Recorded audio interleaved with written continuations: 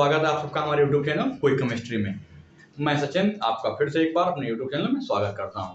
आप लोगों का एग्जाम केमिस्ट्री एग्जाम जिसका आप लोगों को बहुत दिन से इंतजार था वो आ चुका है।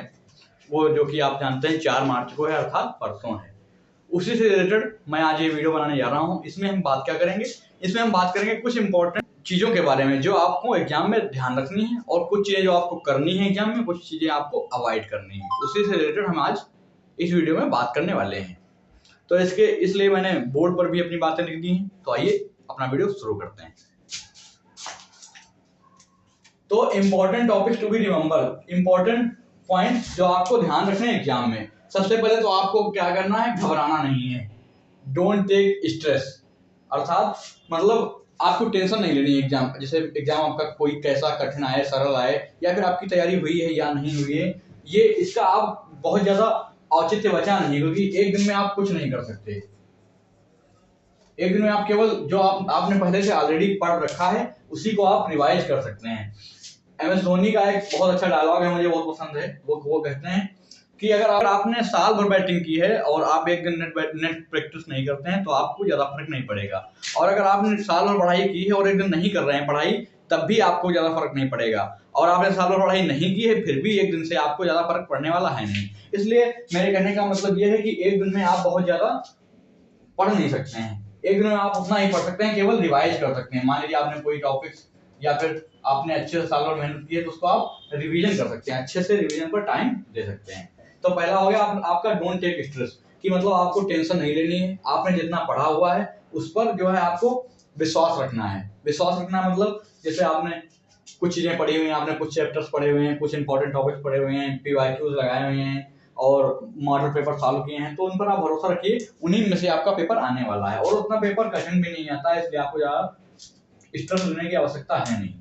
इसके बाद बात करते हैं important topics to be covered, मतलब कुछ इंपॉर्टेंट टॉपिक्स हैं जो मैंने अपनी तरफ से उनकी PDFs बनाई हैं, कि मतलब ये टॉपिक्स हैं, इनके आने की बहुत प्रबल संभावना है। तो उसकी मैं लिंक अपने डिस्क्रिप्शन बॉक्स में दे दूंगा, आप उसको चेक कर लीजिएगा। तो उसमें से चांस है कि आपके 80% चीजें कवर हो सकें, मतलब हो सकता है 70 में से 30-40 नंबर का उसी में से फंस जाए, क्योंकि वो बहुत ही मोस्ट प्रोबेबल क्वेश्चंस की PDF है। तो उसको भी आप चाहें तो देख सकते हैं और अपने ज्यादा से ज्यादा दोस्तों में शेयर कर सकते हैं। डिस्क्रिप्शन बॉक्स में उसका लिंक मिल जाएगा, आप लोग देख लीजिएगा। इसके बाद कुछ चीजें हैं जो आपको एग्जाम पेपर में ध्यान रखनी है। एग्जाम पेपर मतलब जैसे आप जब एग्जाम हॉल में घुसेंगे तो आपका क्या एटीट्यूड रहता है, ये बहुत बहुत मायने रखता है। क्योंकि आप साल भर पढ़ते तो हैं, लेकिन आपके साल भर का भविष्य केवल आपके उन्हीं 3 घंटों में निर्धारित होने वाला है। तो आपको उन 3 घंटों में घबराना नहीं है और बहुत ही पॉजिटिव माइंडसेट से काम लेना है। तो उसी से रिलेटेड मैं बताने आ रहा हूँ कि आपको कौन कौन सी चीजें एग्जाम हॉल में करनी है, कौन कौन सी चीजें अवॉइड करनी है। तो बात करते हैं पहले, तो बात है कैलकुलेशन मिस्टेक ना करें। जैसा कि आप लोग जानते ही हैं कि केमिस्ट्री में न्यूमेरिकल्स बहुत आते हैं, तो उसमें क्या कर सकते हैं आप, गुणा गलत कर सकते हैं, जैसे 4 दूनी 6 कर दिया। तो ये सब बहुत छोटी सी चीजें हैं जो आपको ध्यान रखनी है। और आप प्लस माइनस का भी बहुत ध्यान रखेंगे। जैसे आपका सेल का आ गया विभव निकालिए, तो मान लीजिए आंसर आ रहा है 0.61, आप लिखा है प्लस 0.61, तो आपका गलत हो जाएगा ना। इसलिए प्लस माइनस का भी ध्यान रखना है और कैलकुलेशन मिस्टेक नहीं करनी है। क्योंकि कैलकुलेशन मिस्टेक जो अच्छे से अच्छा लड़का होता है उससे भी हो जाती है, और जो खराब से खराब लड़का है उससे भी हो जाती है। अब बात करते हैं अगले पॉइंट की। अब जैसे होता क्या है, मान लीजिए आपके सामने पेपर आया आपका और पेपर कठिन है, तो आपको घबराना नहीं है कि पेपर कठिन है, क्योंकि आप जब धीमे धीमे उसको स्टेप वाइज सॉल्व करेंगे तो अगर आपने पढ़ाई की है तो आपका अच्छे से पेपर और सॉल्व हो जाएगा। और पेपर सरल है तो उसे देखकर ओवर एक्साइटेड ना हो, मतलब कि पेपर सरल है, आपने तैयारी की है, आपके मन में लड्डू फूट रहे हैं कि हाँ अब तो हो जाएगा हो जाएगा। असली बात तो यह है कि इस दुनिया में कोई भी चीज बिना किए नहीं मिलती, इसलिए आपको उस पेपर के लिए लिखना पड़ेगा, चाहे वो कठिन पेपर हो और चाहे वो सरल पेपर हो। इसलिए आपको एग्जाम हॉल में इस चीज का बहुत ध्यान रखना है कि अगर आपका सरल पेपर आए तो उसको देखकर ओवर एक्साइटेड ना हो, क्योंकि जब पेपर सरल आता है तो गलतियां होने की चांस बहुत बढ़ जाती हैं। और पेपर जब कठिन आता है तब आप धैर्य से काम लें तो फिर बहुत अच्छा स्कोर कर सकते हैं। इसके बाद बात करते हैं कि टॉपिक्स, मान लीजिए आपके सामने पेपर आया, पेपर में मान लीजिए 15 क्वेश्चन हैं, तो 15 में से 10 क्वेश्चन ऐसे हैं जो आपने पहले पढ़ रखे हैं और आपसे हो जाएंगे। तो आपको सबसे पहले 10 क्वेश्चन वही करने हैं। आपको सीक्वेंस का ध्यान आप रखें चाहे ना रखें, लेकिन आपको क्वेश्चंस करने हैं। जैसे मान लीजिए आपको पहला क्वेश्चन आ रहा है, आपने कर दिया, उसके बाद दूसरा नहीं आ रहा, तीसरा आ रहा है, तो तुरंत आप पहले के बाद तीसरा कर दीजिए। क्योंकि जब आपको कोई क्वेश्चन आ रहा है पहले से और आप कर लेंगे उसको, तो आपके अंदर जो कॉन्फिडेंस जनरेट होगा उससे आप और भी क्वेश्चन सॉल्व कर पाएंगे। उसके बाद बात करते हैं राइटिंग। तो आपको बता दूं कि यूपी बोर्ड में राइटिंग का बहुत ही महत्व है।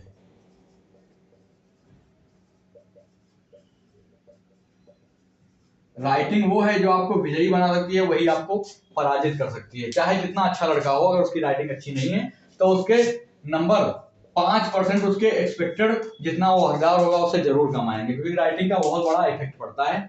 और राइटिंग वहां पर बहुत महत्वपूर्ण बन जाती है। जो लड़के पास होना चाहते हैं, बहुत ज्यादा पढ़ा नहीं है, तो उनके लिए वो रामबाण साबित हो सकती है कि वो अच्छी राइटिंग में लिखकर वो अपने एग्जामिनर को मोहित कर लें और उनसे अच्छे नंबर ले लें।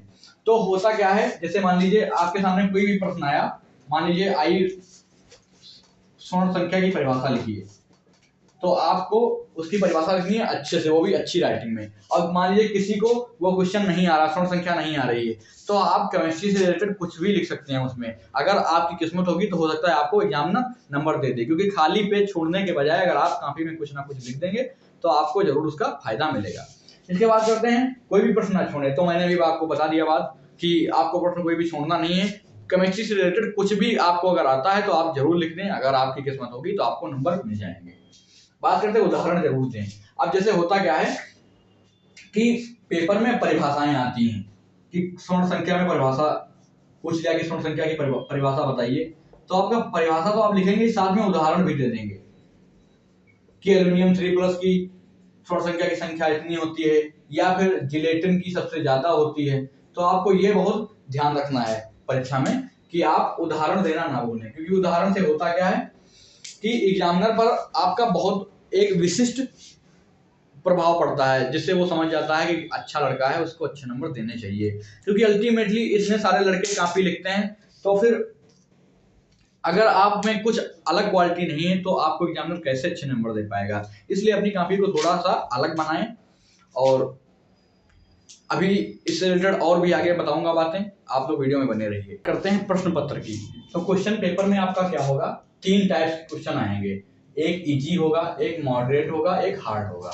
हो सकता है ऐसा कोई प्रश्न आए जो आपने पहले से पढ़ रखा है, तो आपको वो क्या लगेगा, इजी लगेगा।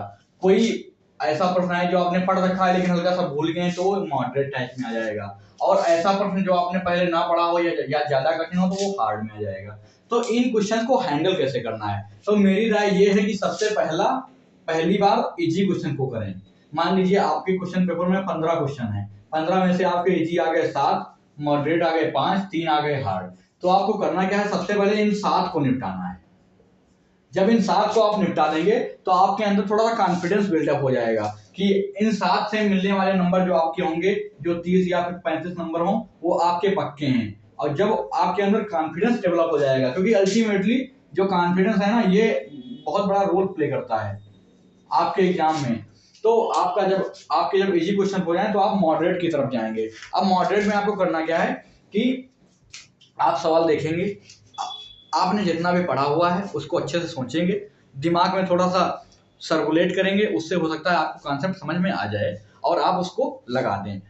हमारे कहने का मतलब ये है कि आपका जब सब पेपर हो जाए और कुछ क्वेश्चन ऐसे बच जाएं जो मॉडरेट हो, हार्ड हो, आपसे ना हो रहे हों, फिर भी उनको छोड़ना नहीं है, उसमें केमिस्ट्री से रिलेटेड कुछ ना कुछ जरूर लिखाएं।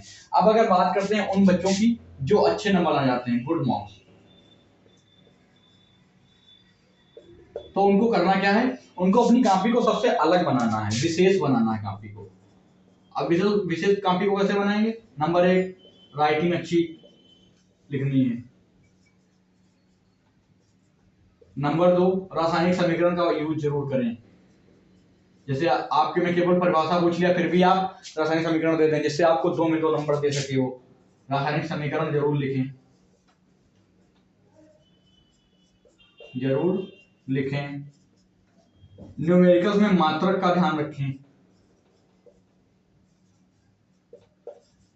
मात्रक का ध्यान रखें कि मात्रक आप भूल ना जाएं कि मोल प्रति लीटर में है या मोललता पूछ रहा है या मोलरता पूछ रहा है, तो इसका जरूर ध्यान दें। और रासायनिक समीकरण आपका बहुत ही मेन रोल अदा करती हैं पेपर में। आपके पेपर में जो दीर्घ उत्तरीय प्रश्न होते हैं, लॉन्ग आंसर टाइप, इसमें क्या होता है, दो टाइप से क्वेश्चन आते हैं अथवा करके। एक में बड़ा सा दिया होगा कि आप इसके विवर्तन की विधि लिखिए, प्रयोगशाला का चित्र बनाइए, और उसके अथवा में एक क्वेश्चन ऐसा होगा जो आपको होगा कैसे प्राप्त करोगे या क्या होता है जब, कैसे प्राप्त करोगे, और जिसमें केवल समीकरण लिखना होता है, आपको केवल रासायनिक समीकरण लिखना होता है। तो जो बच्चे अच्छे नंबर लाना चाहते हैं तो वो ट्राई करें कि कैसे प्राप्त करोगे या क्या होता है जब वाला क्वेश्चन प्रेफर करें, बजाय इस वाले बड़े वाले क्वेश्चन के। क्योंकि अगर आप बड़ा वाला क्वेश्चन लिखेंगे और आपका 2 पेज में आएगा, 5 नंबर का है, तो 5 में से एग्जामिनर चाहे जितना आप अच्छा लिख दें 4 ही देगा। लेकिन जो आपका ये होगा कैसे प्राप्त करोगे या फिर क्या होता है जब, इसमें केवल रासायनिक समीकरण लिखना होता है, एक एक नंबर की रिएक्शन होती हैं, तो उसमें अगर आपका सही हुआ तो आपको पूरे में पूरा दे सकता है। जैसे मेरे टाइम एक क्वेश्चन आया हुआ था, एक क्या मेरे टाइम 3 क्वेश्चन आए हुए थे, आपके 4 लगभग आते हैं हार्ड वो लॉन्ग आंसर टाइप दीर्घ उत्तरीय प्रश्न, उसमें से 3 मेरे में आए हुए थे कि बड़ा सा प्रश्न दिया हुआ था, उसके अथवा में थे क्या होता है जब कैसे प्राप्त करोगे। तो मैंने इन सबको छोड़कर क्या होता है जब वाले या फिर कैसे प्राप्त करो वाला किया था। उससे क्या हुआ, मेरे जो लॉन्ग आंसर टाइप से जैसे नंबर कटते हैं वो मेरे ठोस हुए नंबर, इसीलिए मुझे 70 में से 70 नंबर प्राप्त हो सके। तो हो सकता है आप ये करें और आपका अगर सही हो जाए तो आप अच्छे से अच्छे मार्क्स प्राप्त कर सकते हैं। अब बात करते हैं बहुविकल्पी प्रश्नों की, कि बहुविकल्पी प्रश्न के लिए आप क्या कर सकते हैं। तो बहुविकल्पी के लिए मेरी यही राय है कि आप जब पेपर देने जाएं उससे उस वाले दिन लगभग 8 बजे से 10 बजे तक आप केवल मॉडल पेपर उठा के, जो आपका मॉडल होता है मास्टरमाइंड विद्या, इन सबको उठा के इनसे सब बहुविकल्पी एक बार देख डालें। क्योंकि अगर आपने 2 घंटे पहले कोई भी प्रश्न देखा होगा और आपके एग्जाम में वो अगर आया, और यूजुअली वही क्वेश्चंस आते हैं जो पुराने समय में रिपीट किए गए हैं, तो आप आसानी से उसको सॉल्व कर सकते हैं। अब now best of the luck for exam. आप लोगों को बहुत बहुत शुभकामनाएं आपके एग्जाम के लिए।